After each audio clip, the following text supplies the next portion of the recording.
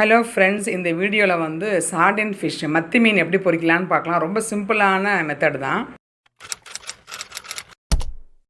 இதில் வந்து 350 கிராம் மீன் பொரிக்கிறதுக்குள்ள அளவு கொடுத்துருக்கேன்.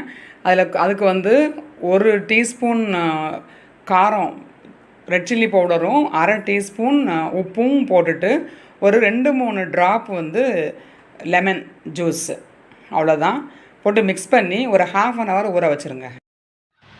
இப்போ வந்து ஒரு தவாவில் வந்து ஒரு 3 டேபிள் ஸ்பூன் அளவுக்கு வந்து எண்ணெயை விட்டுட்டு அது நல்லா சூடான உடனே இது ஷாலோ ஃப்ரையே பண்ணிடலாம்.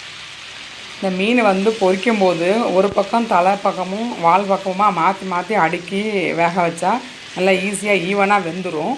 தலையோடு வேக வைக்கிறது வந்து ஆக்சுவலாக வந்து ரொம்ப நல்லது உடம்புக்கு.